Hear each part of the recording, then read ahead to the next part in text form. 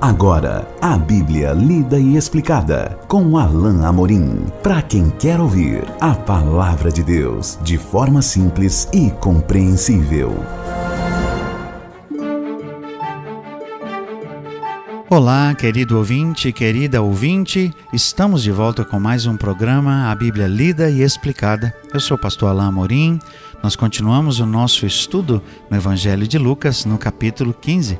Hoje estudando juntos a segunda parte da conhecida, da famosa parábola do filho pródigo. Lucas capítulo 15, do versículo 11 até o versículo 32. Hoje estudaremos juntos o segundo trecho, a partir do verso 20 até ao verso 24. Acompanhe comigo então a leitura da bendita palavra de Deus. E levantando-se, foi para seu pai. Vinha ele ainda longe, quando seu pai o avistou e, compadecido dele, correndo, o abraçou e o beijou. E o filho lhe disse: Pai, pequei contra o céu e contra ti, e diante de ti, melhor dizendo, já não sou digno de ser chamado teu filho. O pai, porém, disse aos seus servos: Trazei depressa a melhor roupa, vestiu, ponde-lhe um anel no dedo e sandálias nos pés. Trazei também e matai o novilho cevado. Comamos e regozijemos, porque este meu filho estava morto e reviveu, estava perdido e foi achado. E começaram a regozijar-se. A ação do jovem, a sua decisão aqui marca realmente um arrependimento genuíno, verdadeiro, que é um dos pontos principais de Jesus. Ele já tinha mencionado a questão do arrependimento nas duas primeiras parábolas. Como eu disse a vocês no programa em que estudamos a primeira parte do capítulo 15, as duas primeiras parábolas da ovelha perdida e da dracma perdida trazem o tema do arrependimento genuíno, verdadeiro, como condição para fazer parte do reino. Aqui, isso é exemplificado de forma clara na tomada de decisão desse jovem. E note que aquilo que nós vimos no final do texto ou do trecho que consideramos no último programa, em que ele diz: Eu direi ao meu pai, eu irei ter com meu pai e lhe direi: Pai, pequei. Notem que ele fala exatamente isso para o pai, ou seja, a sua decisão e o seu arrependimento foram genuínos. Jesus faz questão de retratar e de mostrar que aquele jovem realmente estava arrependido. Então, o texto começa dizendo: levantando-se, ele tomou a decisão e agiu, foi para seu pai. Vinha ele ainda longe, o texto diz, quando seu pai o avistou, e compadecido dele, correndo, o abraçou e o beijou. Essa cena certamente teria sido considerada repugnante por muitos judeus que a estavam ouvindo. Certamente os líderes judeus não teriam gostado nada e talvez estivessem até pensando: isso é um absurdo, um pai correndo para o filho? É o filho que tem que correr até o pai. Foi ele que aprontou, foi ele que fez o errado, ele que corresse até o pai. E mais impensável ainda é que esse pai não somente corresse, mas que o abraçasse e o beijasse. Nós já vimos que esse jovem estava cuidando de porcos. Imaginem o estado desse jovem, descalço, porque o texto diz que o pai mandou que trouxessem um calçado, sem roupas adequadas, porque o pai disse que era preciso que ele fosse vestido, certamente mal cheiroso. Mas esse pai, que retrata o próprio Deus, pega aquele menino maltrapilho, sujo, imundo, o acolhe, o abraça e o beija. É exatamente isso que Deus faz.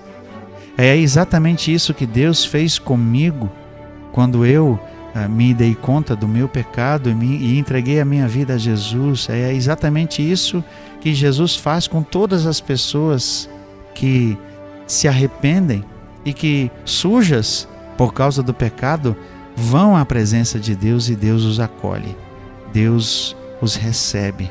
Deus os chama de filho. Veja que o pai imediatamente restaura o status do filho. O meu filho voltou. Este meu filho estava morto e reviveu. O pai imediatamente restaura o status daquele menino. Ele reconhece: esse é o meu filho. Embora o filho tivesse dito: pai, eu não sou mais digno de ser chamado teu filho. O pai reconheceu, cheio de compaixão, reconheceu que o filho estava arrependido, que ele tinha entendido que o que fizera era errado. E aqui o pai estende os seus braços, acolhe seu filho, beija-o, abraça-o, o texto diz. Foi aí que o filho disse: eu pequei contra o céu e diante de ti. Exatamente como ele tinha proposto em sua mente, em seu coração, ele disse ao pai. Mas o pai, aqui num reverso do que seria esperado, da expectativa de alguns talvez que estavam ali a ouvir a história, o pai, porém, disse aos seus servos: trazei depressa a melhor roupa, vestiu, ponde-lhe um anel no dedo. O anel era o símbolo de pertencimento à família. Certamente aqui ele estava querendo dizer: ele vai ter o mesmo status, ele é o meu filho. O anel aqui era um símbolo de pertencimento, de identidade. E sandálias nos pés. De novo ele teria um calçado, uma vestimenta dignos. Trazei também, veja o verso 23, e matai o novilho cevado, comamos e regozijemo-nos. Não somente o pai restaura a condição do filho, mas ele dá uma festa para que todos reconheçam que o filho que estava morto agora reviveu. Para que todos reconheçam que o filho estava perdido, mas agora foi achado. Veja o que diz o verso 24. Porque este meu filho estava morto e reviveu, estava perdido e foi achado. E começaram a regozijar-se. Certamente a imagem que Jesus queria produzir com essa parábola era clara, de que Deus era o próprio que acolheria e acolhia qualquer pessoa que se achegasse a Ele. Qualquer um que, sujo, imundo por seus pecados, viesse arrependido à presença de Deus, seria acolhido, seria recebido, e o Pai faria uma festa. Por isso, como nós vimos lá no verso 10, quando estudamos anteriormente, há júbilo diante dos anjos de Deus por um pecador que se arrepende. Deus se alegra quando uma pessoa reconhece que os seus atos, que suas ações, que suas palavras revelavam e mostravam a sua rebeldia no tempo em que essa pessoa vivia de forma indigna e vivia longe dos caminhos de Deus. Mas, uma vez arrependida, essa pessoa então pode adentrar a presença de Deus e é por Deus acolhida. E é interessante a imagem de que o pai manda que a roupa seja trazida, que ele seja vestido, que ele tenha um anel e as sandálias. É o fato de que Deus limpa a vida do pecador. É o fato de que Deus cura, que Ele restaura, que Ele renova. É Paulo quem diz que aquele que está em Cristo é nova criatura, as coisas velhas já passaram, eis que tudo se fez novo. Só Deus pode nos transformar em Jesus para deixarmos aquilo que éramos, a nossa sujeira, a nossa vida passada, os nossos pecados, e agora em Cristo termos uma nova vida, aqui retratada pela vestimenta limpa, pelo anel, pelas sandálias. É isso que Deus faz conosco.